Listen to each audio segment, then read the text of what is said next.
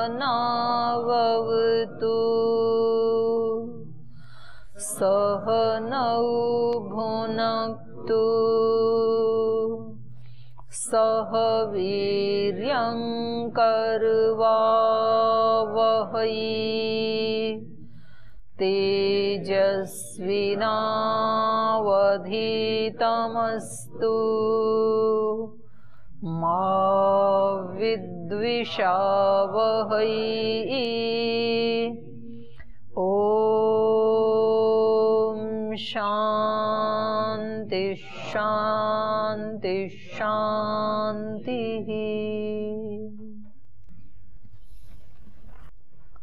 तो पीछे वाले पार्ट से कुछ पूछना है? प्रणाम दीदी। ओम भाई। सत्यकाम और जावाल के कहानी से उस समय की सामाजिक स्थिति प्रस्फुटित होता है कि तब केवल ब्राह्मण ही गुरुकुल में प्रवेश कर सकते थे और ब्रह्म विद्या के अधिकारी होते थे। इसका अभिप्राय क्या है? और अभी भी देश में कुछ गुरुकुल या संस्थाएं हैं जो केवल ब्राह्मण को ही प्रवेश देते हैं। ऐसे तो देखा जाए कि वे संस्थान उपनिषद के अनुसार अनुयायी है। हाँ, अभी भी हैं, दक्षिण भारत में हैं, खासकर कुछ ऐसे लोग हैं। तो ब्राह्मणेतर माने जो जन्म से ब्राह्मण हैं उससे अतिरिक्त को नहीं पढ़ाते हैं, पढ़ाते भी नहीं हैं वेद आदि, और प्रवेश भी नहीं देते हैं। तो उस समय भी ऐसे लग रहा है कि यदि गोत्र आदि पूछा जा रहा है तो यद्यपि ये भी पता लग रहा है कि वो केवल कुल से ब्राह्मण को ही पढ़ा रहे हैं, ऐसा नहीं लग रहा है। क्योंकि कुल से यदि पढ़ाते तो इनके कुल का तो पता ही नहीं है, पर वो सत्य बोल रहा है। तो सत्य बोलना ये ब्राह्मण का लक्षण है। ब्राह्मण मतलब जो अहिंसा, सत्यस्ते, ब्रह्मचर्य आदि इनका योग्य अंगों का जो अनुष्ठान करे। तो 5 जो यम है उनमें एक यम सत्य भी है ना, तो ये सत्य का पालन कर रहा है और इनकी माता जी भी सत्य का पालन कर रही हैं। तो इसलिए आचार्य कह रहे हैं कि आपके गोत्र का पता हो या ना हो वो गौण है, लेकिन आप सत्य बोल रहे हैं तो आप ब्राह्मण ही हैं। तो जैसे हमारे यहाँ भी पतंजलि में भी ऐसे ही वो बना रखा है ना स्वामी जी महाराज ने, कि जिसकी पढ़ने की पात्रता है तो जो पढ़ सकता है वो ब्राह्मण ही है, और जिसकी रुचि नहीं है पढ़ने में और सेवा करने में जिसकी रुचि है तो वो सेवा कर सकता है, कोई जरूरी नहीं है कि उसको। तो इससे उसके ब्राह्मणत्व में मतलब कोई वो आएगा ऐसा नहीं है, या कोई दूसरे कुल में पैदा होकर के और यहाँ जिसकी पढ़ने पढ़ाने में रुचि है तो उसको ब्राह्मण नहीं माना जाएगा, ऐसा भी नहीं है। तो उपनिषद से भी ऐसे ही लग रहा है कि वो जन्म को महत्व नहीं दे रहे हैं, कर्म को महत्व दे रहे हैं। जन्म से वो जो भी रहा हो, लेकिन यदि वो सत्य बोल रहा है तो वो पढ़ने के योग्य है, तो इसलिए उसको अपना लिया, और ऐसा ही होना भी चाहिए। तो जो जन्म से मानते हैं तो वो थोड़ा सा उसमें दोष आने की संभावना है, क्योंकि कभी तो ऐसे होता है ना कि जन्म से व्यक्ति उस कुल में पैदा होकर के भी फिर यम नियमों का अनुष्ठान यदि नहीं करता है तो फिर उसका कोई लाभ नहीं है उस कुल में पैदा होने का। और कभी यदि व्यक्ति किसी अन्य कुल में भी पैदा होकर के यम नियमों का पालन कर रहा है तो वो योगी ही है। तो यदि हमने चांस नहीं दिया तो उसके साथ अन्याय हो जाएगा फिर। तो अभी भी यही बात समझ में आती है, ऐसा ही माना जाता है वैदिक परंपरा में, और उपनिषद भी उसकी पुष्टि कर रहा है। प्रणाम दीदी। हाँ भाई। ये समित पाणी क्या होता है? जो भी समित पाणी होते थे वही गुरु के पास जाते थे या फिर कोई भी जाते थे? हाँ, समित पाणी का मतलब समिधाएं हाथ में लेकर के, 3 समिधाएं हाथ में लेकर के, और वो 3 समिधाएं केवल लकड़ी हाथ में लेके ऐसा नहीं है, वो प्रतीक हैं। 3 समिधा मतलब तप, ब्रह्मचर्य और श्रद्धा, ये 3 हैं, इनका प्रतीक हैं ये 3 समिधाएं। तो गुरु के पास जब जाता है तो ये 3 चीजें यदि नहीं होंगी तो फिर वो पढ़ नहीं पाएगा। तप होना चाहिए उसके जीवन में, तपो द्वंद्व सहनम, और ब्रह्मचर्य संयमी जीवन होना चाहिए। तो ये दोनों मिलते एक दूसरे के पूरक हैं। तपस्वी होगा वो ब्रह्मचारी भी होगा, ब्रह्मचारी होगा तो तपस्वी भी होगा। तप, ब्रह्मचर्य और श्रद्धा। श्रद्धा यदि नहीं है तो तपस्वी भी है, ब्रह्मचारी भी है, पर श्रद्धा तत्व जो है वो हृदय से और भावनाओं से संबंध रखता है। तप जो है वो मन और शरीर से संबंध रखता है। तप शरीर से, इंद्रियों से, मन से, इनसे होता है। श्रद्धा हृदय में होती है। और ब्रह्मचर्य 10 इंद्रियों से और मन बुद्धि से भी संबंध रखता है। 11 की 11 इंद्रियों से संबंध रखता है ब्रह्मचर्य। तो ये 3 संविधाएं हैं। तो ये जब तक नहीं होंगी हाथ में तब तक वो गुरु से, और अपने यहाँ वैदिक परंपरा में तो गुरु के पास जाने का मतलब है कि वो आत्म साक्षात्कार को प्राप्त करना चाहता है। जो वैदिक शिक्षा है ना, वो केवल इंफॉर्मेशंस पे रुक नहीं जाती है, सूचनाएं मात्र इकट्ठी करवा के रुक नहीं जाती है, और उसको पूरा स्नातक नहीं माना जाता है। यहाँ तो शिक्षा की पूर्ति ही वहां होती है, स्नातक उसी को माना जाएगा जिसने आत्म साक्षात्कार कर लिया। ये पद्धति रही है वैदिक पद्धति तो शिक्षा की। और वो जो आत्म साक्षात्कार की उपलब्धि है वो तब तक नहीं हो पाएगी जब तक इनमें से एक तत्व की भी कमी है। तो श्रद्धा को तो सबसे ऊपर रखा है। श्रद्धाम भगस्य मूर्धनि, ऐश्वर्य के भी शिखर पे, सिर पे श्रद्धा होती है। तो ये बहुत बड़ा तत्व है। योग दर्शन में भी आया ना कि श्रद्धा जो है वो मां की तरह है। जननी इव योगिनम पाती, जननी की तरह से योगी की रक्षा करती है श्रद्धा। तो श्रद्धा किसी दूसरे को गौरव देने के लिए हम श्रद्धा रख रहे हैं, और इसमें देखो हम उनका कितना उपकार कर रहे हैं। यदि हम श्रद्धा ना रखें तो उनकी क्या हालत बनेगी। ऐसा नहीं है, श्रद्धा हमारे लिए है, हमारी रक्षा करती है, माँ के समान रक्षा करती है। जिस व्यक्ति के प्रति हम श्रद्धा रख रहे हैं, मान लो वो उतना योग्य नहीं भी है, मान लीजिए, ऐसे तो जिनके पास जाते थे, जो गुरुजन होते थे, वो ऐसे ही होते थे, ऊंचे चरित्र वाले ही होते थे। पर एक क्षण के लिए यदि ऐसा मान लें कि उस व्यक्ति के प्रति, जिसके प्रति आपने श्रद्धा अपने हृदय में रखी हुई है, वो उसका पात्र नहीं भी है, तो भी ये श्रद्धा आपकी रक्षा जरूर करेगी। और ऐसे ही तप अपने लिए है, तप भी। तो हम जब द्वंद्वों को सहते हैं, सुख दुख आदि को, मान अपमान आदि को, कभी किसी से स्नेह मिलता है, कभी डांट भी मिलती है, कभी प्रशंसा भी मिलती है, हमारे गुरुजन हमारी प्रशंसा कर देते हैं, कभी हमारी ताड़ना भी करते हैं। तो इन सब में हमारा अंदर का भाव सम बना रहे, वैसे ही सम बना रहे जैसे अपनी माँ के प्रति सम रहता है ना। मतलब माता जी कभी डांट देती हैं, कभी बहुत प्रीति करती हैं, तो बच्चे का माँ के प्रति भाव कैसा रहता है? प्रीति का ही बना रहता है हमेशा। वो डांट दे तब भी अप्रीति का भाव तो नहीं होता है ना माँ के प्रति। तो ऐसे ही अपने बड़ों के प्रति, अपने गुरुजनों के प्रति, अपने से जो वरिष्ठ हैं, जहां भी हम रहते हैं तो वहां कुछ हमारे वरिष्ठ होते हैं, कुछ कनिष्ठ होते हैं, कुछ हम उम्र होते हैं, तो उनके प्रति वैसा ही भाव रखना। तो इसमें हमारा उन्नति है, हमारी शिक्षा की, उसमें विद्या की, ज्ञान की, उसमें बढ़ोतरी होती है। तप, श्रद्धा, ब्रह्मचर्य। ब्रह्मचर्य भी किसी को दिखाने के लिए नहीं है, मेरे लिए है, क्योंकि मैंने लक्ष्य इतना ऊंचा बनाया है। तो उस लक्ष्य को प्राप्त करने के लिए मुझे तो छोटी चीजें मैंने अपने मन से अस्वीकार की हैं। अपने ही मन से जिन चीजों को मैंने छोड़ा है, तो उसमें फिर दूसरे को क्या दिखाना है? तो अपने सारी इंद्रियों का संयम मुझे अपने उससे करना है। तो ये समित पाणी का अर्थ है। ठीक है। एक कथानक के माध्यम से ऋषि हमें समझा रहे थे कि ज्ञान प्राप्त करने का उस समय की शिक्षा पद्धति और शिष्य की विनम्रता और पुरुषार्थ, और किस प्रकार से ये पूरी सृष्टि ही हमें ब्रह्म का उपदेश दे रही है, तो ये इस कथानक के माध्यम से समझाया गया है।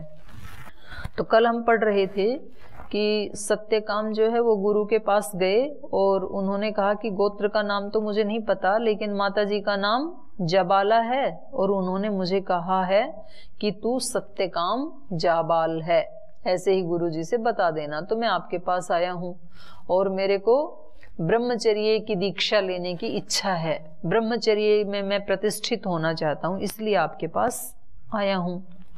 तो इनके गुरु ने कहा, 5वां मंत्र हम पढ़ रहे थे, तम होवाच न एतद अब्राह्मणो विवक्तुम अर्हति। तो सत्यकाम से गुरुजी ने कहा, गौतम ऋषि ने कहा कि ये जो आप सत्य का आचरण कर रहे हैं ना, इसी से पता लग रहा है कि आप ब्राह्मण ही हैं, क्योंकि जो सत्य बोले वो ब्राह्मण और जो असत्य बोले वो अब्राह्मण। तो यदि आप में ब्राह्मणत्व नहीं होता तो आप सत्य नहीं बोल पाते, आप छिपा सकते थे अपने गोत्र को। तम होवाच न एतद अब्राह्मणो विवक्तुम अर्हति, ब्राह्मण के अतिरिक्त ये हिम्मत कोई कर नहीं सकता है कि सत्य ही बोले। तो सत्य बोलना किसका धर्म है? ब्राह्मण का, ज्ञानी का। इसलिए सौम्य समिधम आहर, समिधा ले आ,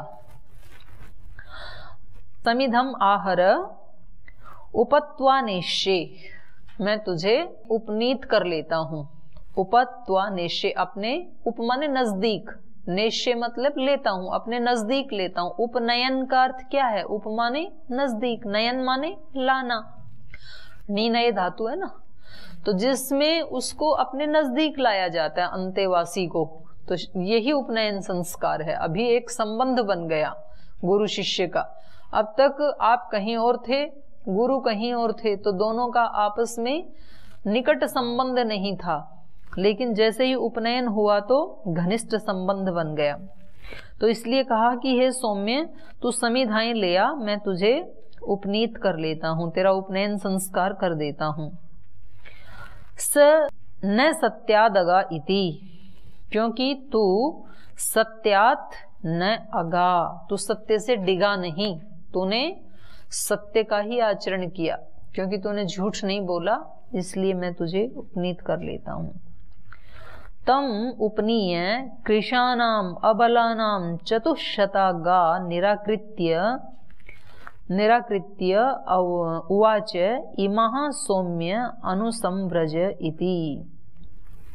तो पहले उपनयन संस्कार किया और उपनयन संस्कार करते ही वो वर्णोच्चारण शिक्षा नहीं सिखाई, 400 गाय ले आई छांट करके गौशाला में से, और वो गाय भी कैसी थी? कृशानाम अबलानाम, कृश हो चुकी थी, जो कमजोर थी। कृशानाम अबलानाम, जिनमें बल नहीं था, ऐसी कमजोर कृश जो गायें हैं। चतुशता गाहा, 400 गायें, निराकृत्य छांट करके, अच्छी अच्छी थी वो तो आश्रम में रख ली, और जो बिल्कुल बलहीन थी, बूढ़ी थी, ऐसी जो कृश हो गई थी, उनको छांट करके, उनको निराकृत्य, उनको चुन करके उवाच कहा, इमा सौम्य अनुसंव्रज इति, हे सौम्य, इनके पीछे पीछे चलो। ये पहला अध्याय है आपका। 400 गाय लाए ग्राउंड में और बोले अब इनके पीछे पीछे चल पड़ो। अनुसंव्रज, पीछे चलो, माने इनका अनुगमन करो, इनको ले जाओ। और ता अभिप्रस्थापयन् उवाच न असहस्रम आवर्तय इति, बोले अभी जा रहे हो तो शाम को ही मत लौट आना, हाँ कभी इधर उधर घुमा के लाओ, फिर शाम को आ जाओ यहाँ, जब तक 1000 ना हो जाएं 400 से। तो उसमें कुछ बैल भी थे, कुछ छोटी बछड़ियां भी होंगी, तो 400 से 1000 होने में टाइम लगेगा ना। छोटे बछड़ी हैं वो पहले बड़ी होंगी, फिर 1 से 2 होंगे, ऐसे हो गया। तो ता अभी प्रस्थापयन, उनको प्रस्थान कराते हुए, उनको भेजते हुए, उवाच, गुरु ने कहा, न असहस्रम आवर्तय इति, जब तक 1 सहस्र ना हो जाए, न असहस्रम 1000 हुए बिना, न आवर्तय वापस मत आना, जब 1000 हो जाए तब आना। सह वर्ष गणम प्रवास, और उसने भी मतलब कोई रिएक्ट नहीं किया कि जी ये गाय चरानी होती तो मैं अपनी माता जी के पास ही चरा लेता, आपके पास तो ज्ञान लेने के लिए आए हैं, ब्रह्मचर्य की दीक्षा लेने के लिए आए हैं, आपने तो गाय के साथ हमारे को भेज दिया, ऐसे नहीं कहा उन्होंने, वो चल पड़ा। और गुरुजी ने भी ये नहीं पूछा कि तेरी व्याकरण पढ़ने की रुचि है कि दर्शन पढ़ने की रुचि है कि सेवा की रुचि है, कुछ नहीं पूछा। उपनयन किया, गाय लाए और बोले अब इनके पीछे जाओ इनको चराने के लिए। तो ऐसे ऐसे परीक्षा भी लेते थे ना गुरुजन, और शिष्यों को भी पता होता था कि अब जब मैंने संबंध जोड़ लिया है तो अब गुरु की आज्ञा ही मेरे लिए वेद वाक्य है, क्योंकि अब अपना कुछ बचा ही नहीं ना, इनके साथ हमने अपना संबंध जोड़ लिया तो अब जिम्मेदारी इनकी है। तो ये जंगल में रखें तो जंगल ठीक है, गुरुकुल में रखें तो गुरुकुल ठीक है। सह वर्ष गणम प्रोवास, तो उस सत्यकाम जाबाल ने वर्ष गणम, गण कहते हैं समूह को, कई वर्ष तक, वर्ष गणम माने वर्षों का समूह, अर्थात कई वर्ष तक प्रवास, प्रवास किया, क्योंकि 1000 होने में तो कई दिन लगेंगे ना, तो कई वर्ष उसने प्रवास किया। ता यदा सहस्रम संपेदु, और तब तक प्रवास किया जब तक कि वो 1000 नहीं हो गई। तो जब वो 1000 हो गई उनकी संख्या, अथह एनम ऋषभो अभ्युवाद सत्यकाम इति भगव इति प्रतिशुश्राव प्राप्तः सौम्य सहस्रम स्मः प्रापय नः आचार्य कुलम। तो जब ये 1000 हो गए तो एक वृषभ ने इसको आवाज लगाई, एक बैल ने आवाज लगाई इसको सत्यकाम, तो उसने उत्तर दिया प्रतिशुश्राव, उसने प्रत्युत्तर दिया कि हाँ भगवान बताइए, बैल को भी भगवान कह रहे हैं। तो इससे भी पता लगता है कि श्रद्धा कितनी ऊंची थी उसकी, कि हर प्राणी में एक सम्मान का ही भाव है, किसी को निकृष्ट नहीं देख रहे हैं। तो भगव इति है प्रतिशुश्राव, कहिए भगवान क्या आपकी क्या इच्छा है, क्या आज्ञा है। तो उसने कहा सौम्य प्राप्त सहस्रम स्मः, सहस्रम प्राप्त स्म, हम 1000 हो गए हैं अब। प्रापय नः आचार्य कुलम, इसलिए अब हमें आचार्य कुलम में ले चलो। गायों की इच्छा हो गई कि हमें ले चलो, सत्यकाम अपने निश्चिंत है, उसकी इच्छा नहीं है। तो इसने कहा कि ठीक है 1000 हो गए हैं तो चलते हैं। तो इससे एक तो ये पता लगता है कि बैल तो ऐसे बोलेगा नहीं, तो इसको अपने आप ही मतलब उसके माध्यम से वो कह रहे हैं, ऐसी कल्पना कर रहा है कि जैसे गायें कह रही हैं कि अब हमें गुरु के पास चलना चाहिए। ब्रह्मणश्च ते पादम ब्रवाणीति ब्रवीतु में भगवानीति तस्मै होवाच प्राची दिक्कला प्रतीची दिक्कला दक्षिणा दिक्कला उदीची दिक्कला एष वै सौम्य चतुष्कल पादो ब्रह्मण प्रकाशवान नाम।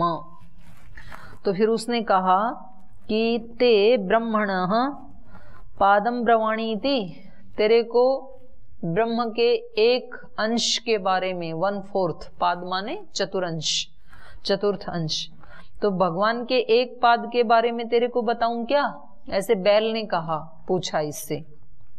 तो ब्रवीतु में भगवानीति, बोले हाँ बिल्कुल बताओ, मेरे को ब्रह्म का उपदेश दो।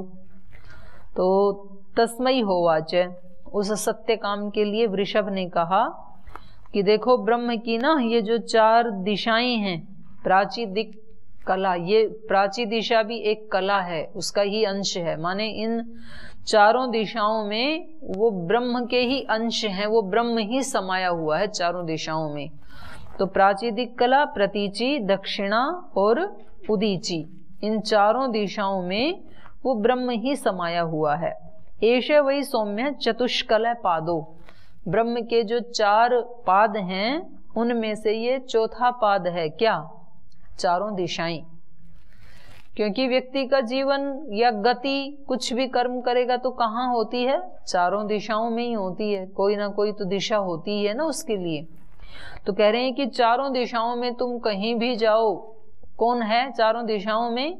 ब्रह्म ही ब्रह्म है, जिस दिशा में भी आप जाओगे। इसलिए आपको ये नहीं सोचना कि दक्षिण तो यम की दिशा है, पूर्व तो आदित्य की दिशा है और उत्तर तो देवों की दिशा है। ऐसे सोच लेते हैं ना हम, कौन सी दिशा अच्छी है, कौन सी वरिष्ठ है, कौन सी कनिष्ठ है। तो इसको ये ज्ञान हुआ वहां दिशाओं में घूमते हुए, क्योंकि गायों को चराते हुए चारों दिशाओं में ही भ्रमण करता था। तो चारों दिशाओं में घूमते घूमते इसको ये ज्ञान हुआ कि इन चारों दिशाओं में वो ब्रह्म ही है, उसके अतिरिक्त और कोई भी नहीं है। और ये चार दिशाएं तो ब्रह्म का एक पाद है, उसके चार पादों में से एक अंश है, ये चतुर्थ अंश है ये। तो कहा एष वै सौम्य चतुष्कल पादो ब्रह्मण प्रकाशवान नामा।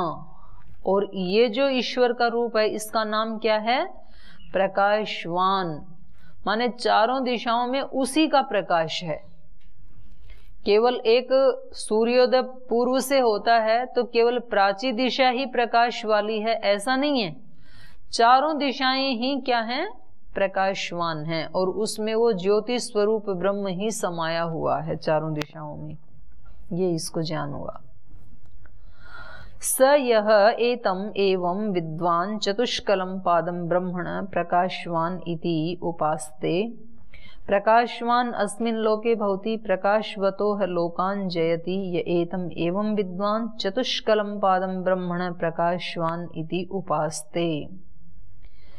तो कहा कि स यह एतम एवं विद्वान, ऐसे जानता हुआ दिशाओं के इस रहस्य को कि दिशाएं ब्रह्म स्वरूप ही हैं, इस रहस्य को जानता हुआ स यह एतम एवं विद्वान चतुष्कलम पादम ब्रह्मण, ब्रह्म के चौथी कला वाले इस रूप को, जो इस रूप में जानता है, प्रकाशवान इत्युपासते, उसको ईश्वर का प्रकाशवान रूप समझ करके चारों दिशाओं में उसकी उपासना करता है। उपासना करता है माने उसी की अनुभूति करता है।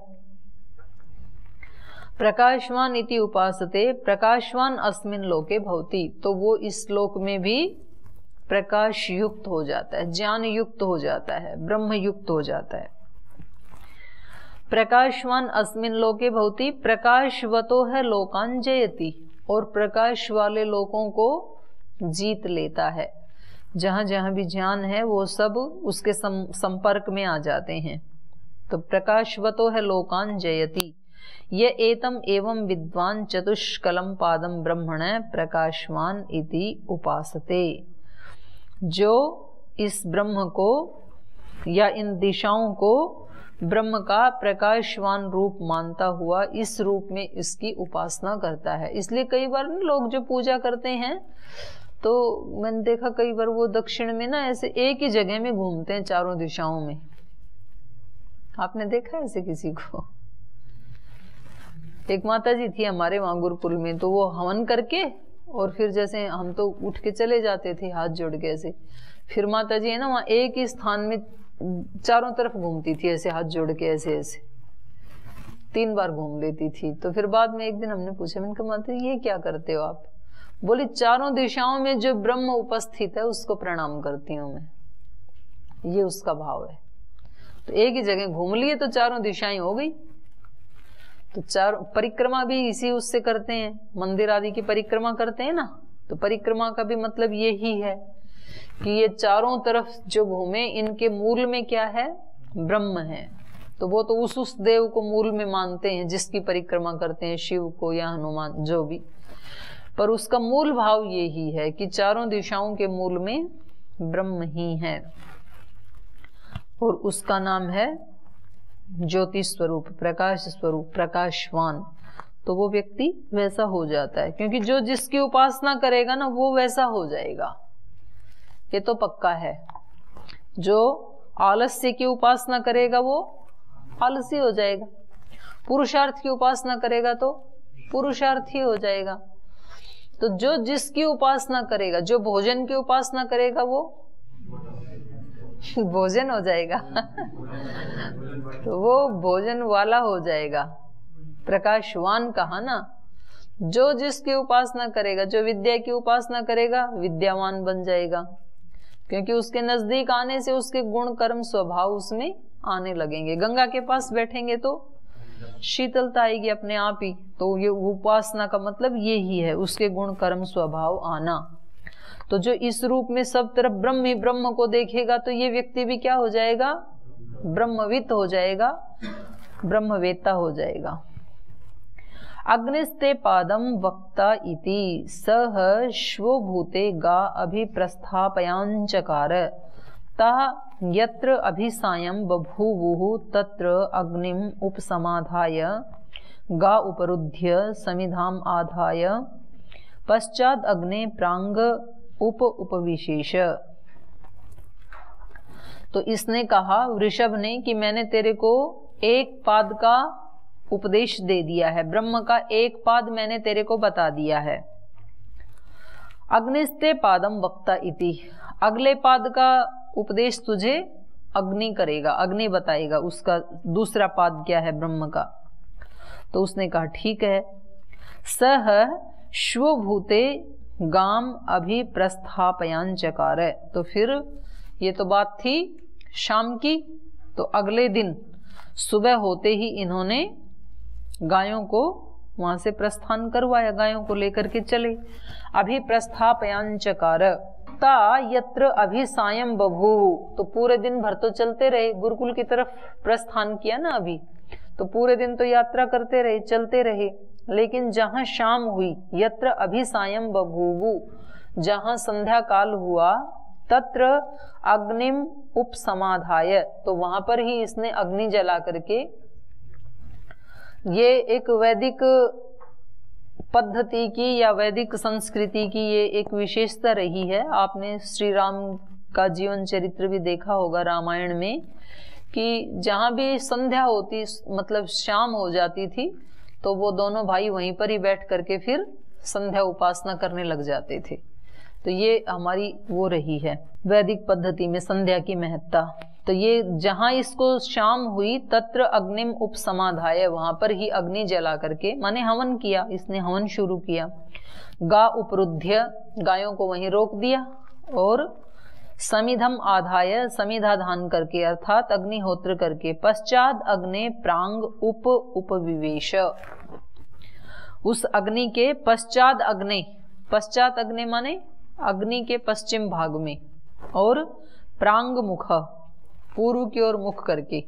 जो मुख्य यजमान है वो हवन कुंड की कौन सी दिशा में बैठता है? पश्चिम दिशा में बैठता है, पूर्वाभिमुख होता है। ये हवन कुंड है तो इसकी पूर्व दिशा तो ये है ना, और बैठता यहाँ है ना यजमान, और इधर मुख रखता है पूर्व दिशा की ओर। तो ये उत्तर दिशा है, ये दक्षिण है, ये पश्चिम है, वो पूर्व है। तो ये पश्चिम दिशा में पूर्वाभिमुख होकर के बैठ गया। पश्चात अग्नि, अग्नि के पश्चिम में प्रांग उपविवेश, प्रांग मुख होकर के बैठ गया। तम अग्निम अभ्युवाद,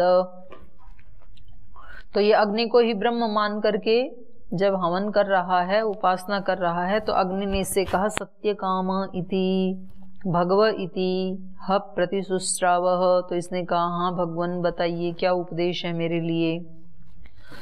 तो अग्नि ने कहा ब्रह्मण सौम्य ते पादम ब्रवाणी थी, हे सौम्य तुझे ब्रह्म का अगला एक अंश मैं समझाऊं क्या, बताऊं क्या।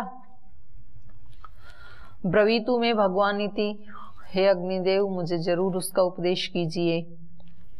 तस्मै होवाच, तो सत्यकाम के लिए अग्नि ने कहा पृथ्वी कला अंतरिक्षम कला द्यौः कला समुद्र कला एष वै सौम्य चतुष्कल पादो ब्रह्मणो अनंतवान नाम। तो इसने बताया कि देखो ये पृथ्वी भी भगवान का ही एक अंश है, एक कला है, और द्युलोक भी, पृथ्वी भी, अंतरिक्ष भी, द्युलोक भी और समुद्र भी, और इन चारों को मिला करके, इन चार कलाओं को मिला करके ब्रह्म का एक पाद बनता है। हे सौम्य चतुष्कलः पादो, चार कलाओं वाला ये एक पाद है ब्रह्म का, और इस पाद का नाम क्या है? अनंतवान, क्योंकि पृथ्वी भी अनंत है। पृथ्वी मतलब आप केवल भारत देश इतनी पृथ्वी ना माने ना, भारत के बाहर भी पृथ्वी है, और जितने देश हैं उतनी ही पृथ्वी ना माने, उसके अतिरिक्त भी पृथ्वियां हैं। तो ये जो पृथ्वी तत्व है ये क्या है? अनंत।